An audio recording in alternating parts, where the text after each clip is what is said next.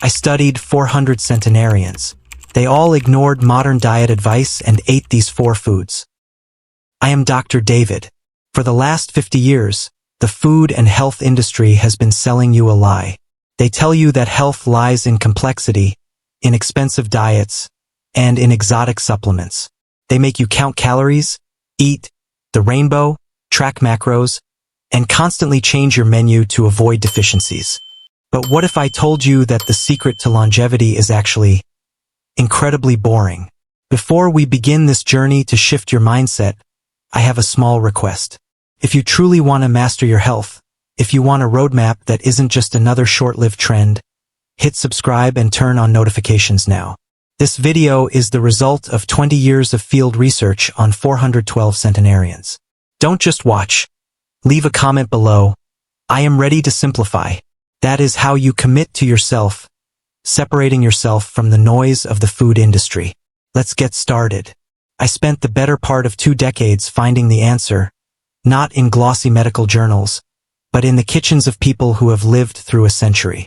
I studied 412 individuals across 9 states. What I found wasn't a magic formula, but a staggering truth that made me question everything I learned in medical school. Imagine walking into the kitchen of a 103-year-old woman in Tennessee. She has no slow juicer, no protein powder, no nutrition tracking apps on her phone. She only has the most basic ingredients.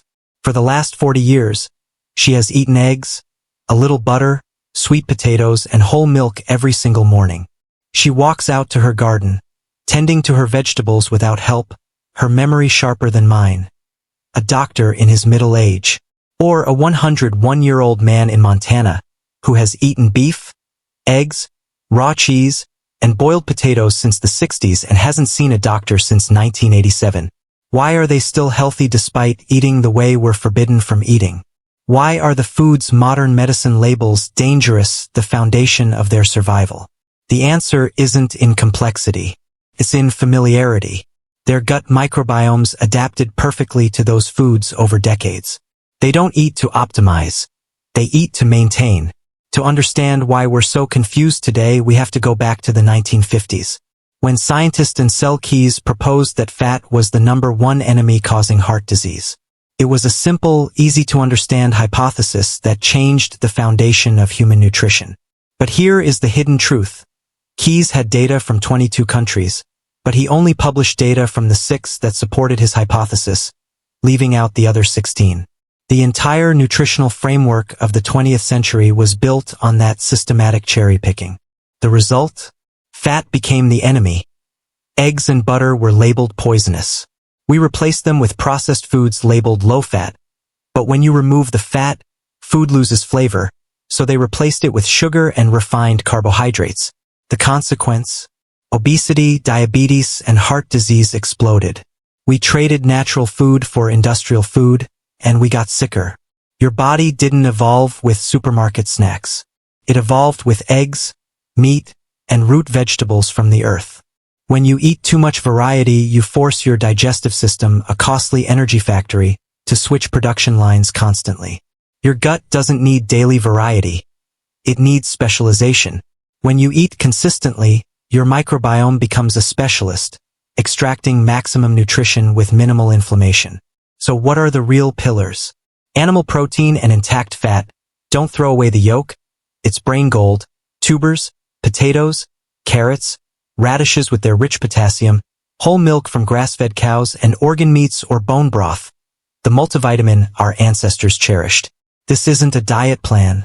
This is fuel for living. But stop for a moment. Health isn't just on the plate. You can eat perfectly, but you will still age rapidly if you live in loneliness and hatred. Cortisol, the stress hormone, is the silent killer. When you are anxious, isolated, your body is in a permanent fight state. The centenarians I studied share one trait. They have an ikigai, a reason to wake up each morning. They have deep connections. And the hardest thing, forgiveness. The centenarians I met survived terrible trauma, but they learned how to lay the burden down. Not because the person who hurt them deserved forgiveness, but because they deserved to live freely. Anger is like drinking poison and waiting for the other person to die. Don't let others live in your mind and destroy your body. Finally, I want you to remember this. Don't wait until you're perfect to start. The people who lived to 100 had no tracking apps, no continuous glucose monitors. They weren't perfect. They just lived. They ate eggs, they drank milk, they had purpose, they connected with people. You don't need more complexity.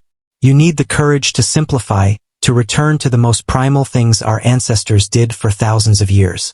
If you find this helpful, share this video with someone you love. Stay consistent, choose simplicity, and live as if you believe you'll be around for a long time, because if you do this right, you actually will.